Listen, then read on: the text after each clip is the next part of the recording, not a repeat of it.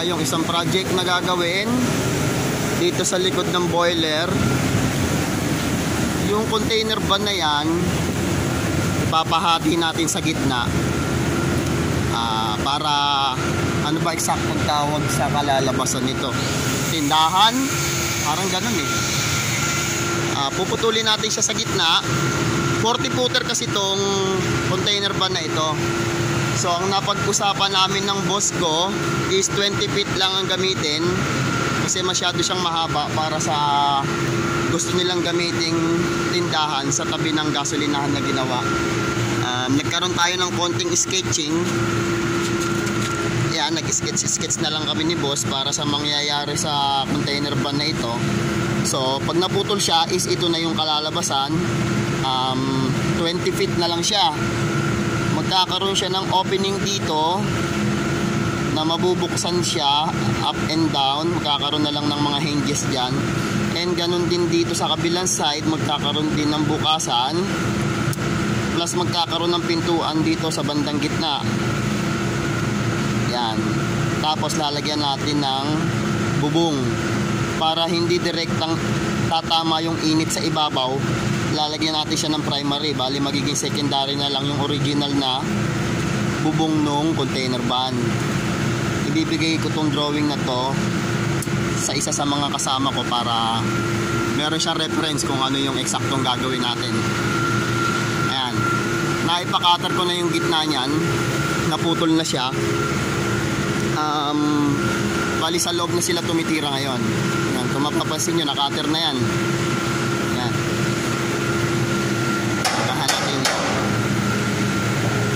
tao dito sa loob. Yan ang ginamit ng pamputol. Naka LPG tayo instead na acetylene. Ayan. Si Paring Cabo at si Renato ang tumitira. Pinatatanggal natin yung dalawang plywood para maputol sa ilalim kung ano yung dapat putulin para tuluyan na mahati itong container van.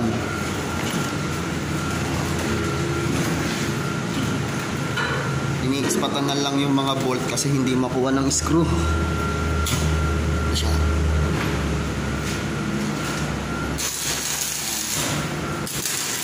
Kailangan kasing tanggalin yung plywood para ma-open natin yung ilalim.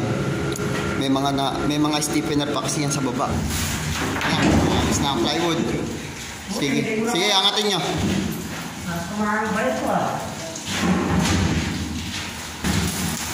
Ano? Alis na yung isang plyboard. Doon nyo ilagay sa dulo.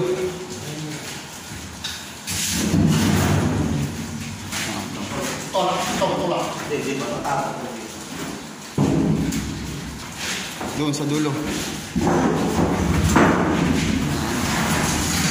Meron pa siyang mga channel sa ilalim. Wala na, yung I-beam na lang pala sa gilid ang kailangan natin putulin. Ito. Para maghiwalay na siya ng tuluyan. Alisin na yung pangalawa naman. Yan na, tatanggal na yung pangalawa. Sige, angat. Lagay nyo ulit dun sa dulo. Ayun, tanggal na yung dalawang plywood. Mapuputol na yung both side na I-beam sa pangilalim para maghiwalay na talaga siya. Okay. Mahirap tong kabin, medyo makapal yung plywood. Nasa 1 inch ang thickness nung plyboard na nakakabit. Umpisahan lang putulin ni Paring Cabo yung I-beam.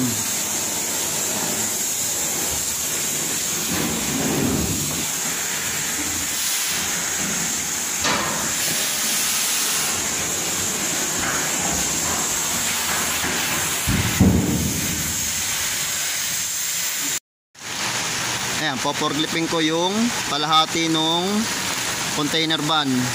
Ako na mismong magpo-forklift kaya hindi ko makukuha ng video.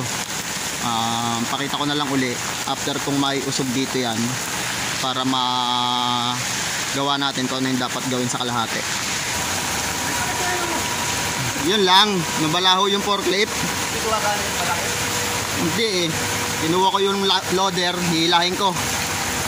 Nalubog yung gulong. Hindi ko pa naiayos yung container van. So, tutukan ko muna to. Mali ng diskarte, nalubog ako. Maghapon kasing umuulan. So, gagamitin ko muna yung loader para mahata ko to. Ayun, naipaalis ko rin yung forklift. Titigilan na muna natin siguro to kasi hindi humihinto yung ulan. Kung ipapa-chain block ko naman siya, magkakaroon tayo ng welding works dyan. So hindi masyadong maganda yung kasi umuulan. Baka makuryente pa yung welder natin. Lipat ko na lang muna sila sa ibang activity natin doon sa fabrication.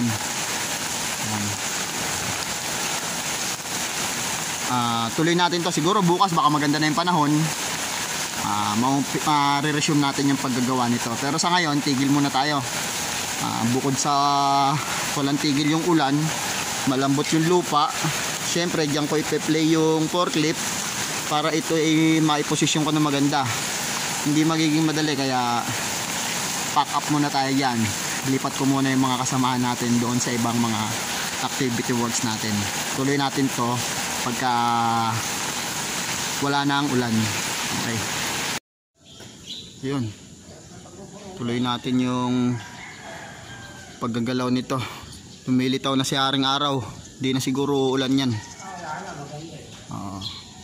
Sisikat na araw niya, kaya mariresume na natin yung paggagawa nito. Kukunin ko yung loader para maiusog to doon, then check-chain blockin na lang para magawi dito sa left side, para magawa na natin yung dapat gawin dyan. Kunin natin yung loader. Ayan, kinuha ko muna itong loader para mahatak natin yung container van. Hindi kasi pwede yung forklift, lumulubog tayo dun sa malambot na lupa. Itong loader, kayang-kaya niya yan. Kaya tingnan natin.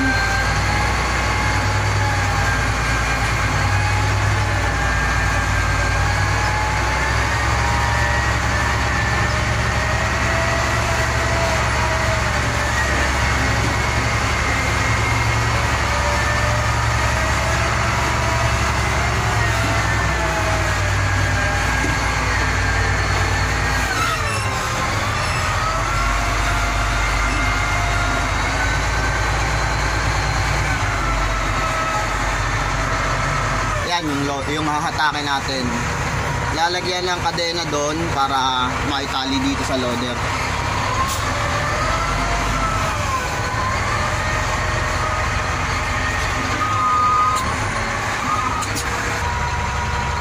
Yan, tinatali na siya ni Haring Kabo. Hilahin natin para umatras papunta rito.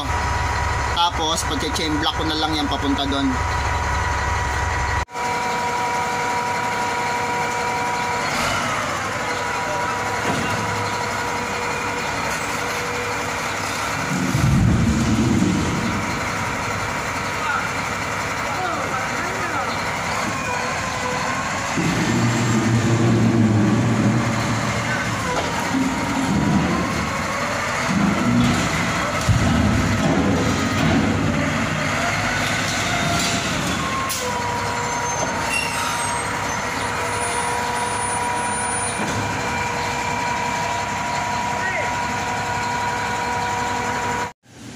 Yon, nakapwesto na. Nakapwesto na yung ating kalahati ng container van. Ito ang gagamitin natin. Ito, pag-uusapan uli namin kung para saan yan. So ito, lalagyan natin dito ng pinto na horizontal. Dito 4 feet ang magiging height ng magiging harang niya, para dyan po pwesto yung magtitinda. Umpisahan na natin itong galawin. Magpapahanap ako ng mga available na materyales para malagyan natin ito ng mga frame. Kung 20 feet na ito, susukat tayo ng 7 feet from there hanggang dito kung saan naabot yung 7 feet. Then dyan magkakaroon ng opening yung magiging service door nya. Yan, hintayin natin hanggang sa makumpleto ito. Yun, naipakuha ko na yung mga available natin na materyales. Hinahakot pa yung iba. Itong 2x2 na tubular, 1/4 ang thickness, ilalagay natin yan dito, ipang pe-frame natin dito yan. Yan, para tumigas siya kasi magkakaroon niya ng window type dyan na hinge. At ito namang tubular na to na 2x2 rin siya pero magkaiba sila ng thickness. Ito is ano lang to, 3/16, mas manipis siya dito. Ito naman ay gagamitin nating hamba sa pintuan. Hamba sa pintuan para dito sa gilid. Hindi pala hamba, sorry.